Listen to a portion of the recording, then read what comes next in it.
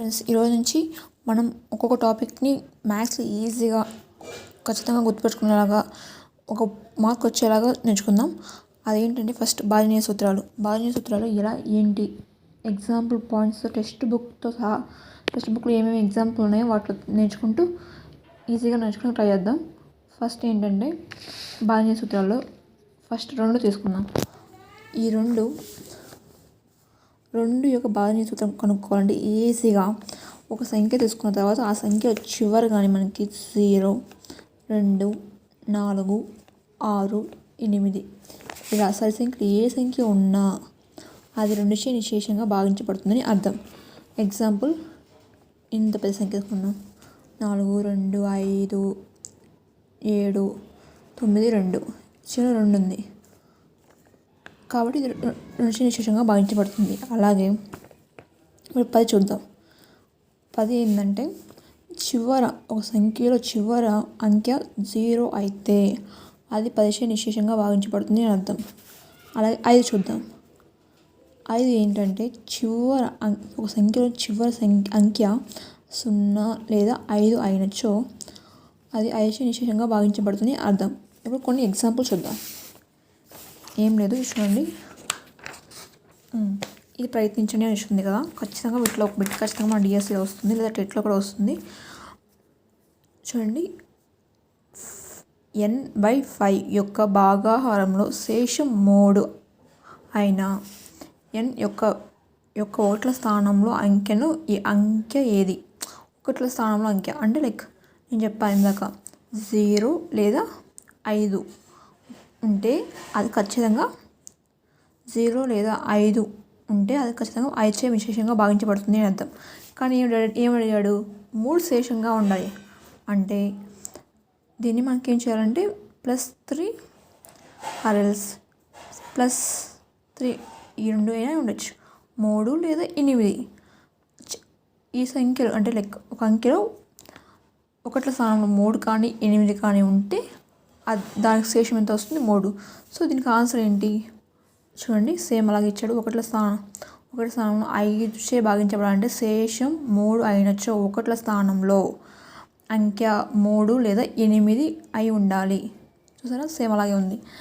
అలాగే n/5 యొక్క భాగాహారంలో శేషం 1 అయినచో n యొక్క ఒకట్ల స్థానంలోని అంకె ఏది అని ఇచ్చాడు. సో మనకి ఎలా ఒకటి ఇప్పుడు చూడండి, ఇదైనా మనకి ఎలా శేషం మనకు తెలుసు, 5చే నిశేషంగా భావించాలంటే అది ఒకట్ల స్థానంలో ఉండాలి, 0 లేదా 5 ఉండాలి.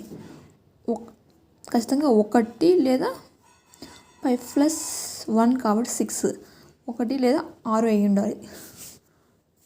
దానికి ఎగ్జాంపుల్ ఇవ్వలేదు కానీ మనం ఖచ్చితంగా చెప్పచ్చు 5 లేదా 6 1 అయి ఉండొచ్చు, 6 లేదా 1 అయి ఉండొచ్చు దానికి ఆన్సర్. అలాగే n/5 యొక్క భాగాహారంలో శేషం 4 అయినచో n యొక్క ఒకట్ల స్థానంలో అంకె ఏది? నేను ఇందాక చెప్పా మీకు, సేమ్ అలాగే ఎన్ని శేషం ఎంత? 4. సో 4 అయినా అయి ఉండాలి ఒకటో స్థానంలో, లేకపోతే 5 + 4 = 9, 4 or 9 ఆన్సర్ అయి ఉండాలి. చూడండి, అంతే ఈజీగా కనుక్కోవచ్చు. అలాగే రెండు చెప్పాను మీకు ఏంటి, 2, 4, 6, 8, 10 అలా సోఆన్ వస్తుంటే అవి 2చే నిశేషంగా భావించబడుతుందని మనం చెప్పాం. అదే భాజనీయ సూత్రం.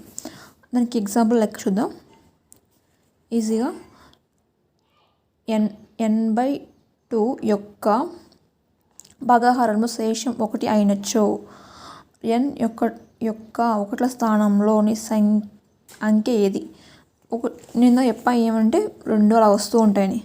ఖచ్చితంగా శేషం అవ్వాలంటే దానికి అంటే బేసిక్ అయి ఉండొచ్చు, 3, 5, 7 ఇలా ఒక సంఖ్య ఉంటే మన ఆప్షన్ ఇస్తారు కదా, దాంట్లో 2 కానీ 3 కానీ 5 కానీ 5 కానీ 7 కానీ అలా ఉంటే అది ఖచ్చితంగా దీనికి ఆన్సర్ ఉంటుంది. చూడండి, సేమ్ అలాగే 9, 1 కూడా అయి ఉండొచ్చు ఎందుకంటే 0 అవుతుంది కాబట్టి. సో అలాగా దానికి ఆన్సర్. ఇంకా ఏమైనా ఎగ్జాంపుల్ ఇచ్చారో చూద్దాం. చూడండి, n/2 యొక్క భాగాహారంలోని శేషం మిగిలినచో అంటే 0 అయిన n యొక్క ఒకట్ల స్థానంలో గల అంకె ఏది?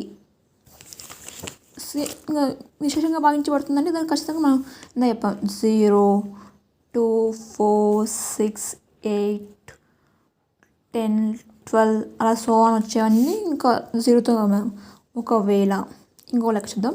ఒకవేళ n/5 యొక్క భాగాహారం శేషం 4 మరియు n/2 యొక్క భాగాహారం శేషం 1 అయినచో ఒకట్ల స్థానంలో సంఖ్య అంతే. దీని కింద ఏం చెప్పా 5 + 4 9 నుంచి ఆన్సర్ అవుతుంది. సో 1 రావాలంటే దానికి 1 శేషంగా రావాలంటే 9. 8తో భాగిస్తే 1 శేషంగా వస్తుంది కదండి. సో అదే 9 యొక్క ఆన్సర్ 9. ఇలా చెప్పుకుంటూ ఉండొచ్చు. అలాగే ఇంకా మనం 3 మరియు 9 యొక్క భాజనీయ సూత్రాలు చూద్దాం. ఇప్పుడు దాకా మనం చివరి సంఖ్యలు మాత్రం చూసాం. అంటే లైక్ ఒక అంకె చివరి సంఖ్యలు 0, 2, 4 అలా ఉంటే ఎలా ఉంటుందో తెలుసుకున్నాం. అదేవిధంగా 5కి అంతే 5, 0 లేదా 5 ఉంటే దానికి 5 నిశేషంగా భాగిస్తాం. 10తో అలా చివరి సంఖ్య 0 అయితే అది సరిపోతుందని తెలుసుకున్నాం. అలాగే ఈ 3, 9 మాత్రం ఇలా ఒక చివరి సంఖ్య మాత్రం చూస్తే సరిపోదు. ఇప్పుడు మనం ఎలా చేయాలో చూద్దాం. ఒక 3 యొక్క భాజనీయ సూత్రం అవుతుందా లేదని తెలుసుకోవడానికి ఫస్ట్ ఒక సంఖ్య తీసుకొని దాన్ని మొత్తం కూడాలి. లైక్ ఇప్పుడు చూడండి 3, 6, 9 అంటే అది 369 అనుకోండి. అది భాగించబడుతుందా లేదా చూద్దాం. 9, 9, 18 ఇంకా కూడాలి 9 అవుతుంది. సో ఇలా కూడిన తర్వాత అంటే అంకమూలం వచ్చేసి 3, 6, 9 ఉన్నచో అది 3 నిశేషంగా భాగించబడుతుంది అర్థం. అలా అంటే అంకెలు మొత్తం చూసుకోవాలి. 9 కూడా అంతే సేమ్. అలాగే అంకమూలం కాకపోతే అక్కడ 3, 6, 9 అయినా పర్లేదు. ఖచ్చితంగా 9 అయి ఉండాలి. ఎలా అంటే ఇప్పుడు సేమ్ అలాగే ఇప్పుడు 9 వచ్చింది కదా, ఆ 9 అయింది కాబట్టి ఇది 9తో నిశేషంగా భాగించబడుతుంది అర్థం. సో అలాగా దీనికి ఎగ్జాంపుల్ లెక్కలు ఏమైనా చూద్దాం.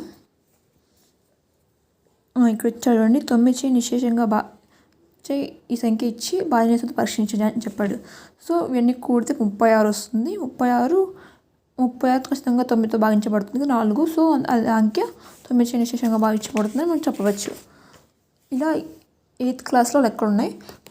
భాజనీయ సూత్రాల మీద మనకి 6th క్లాస్లో 5th క్లాస్లో కూడా ఉన్నాయి. ఈజీగా ఎలా నేర్చుకోవాలో చూద్దాం తర్వాత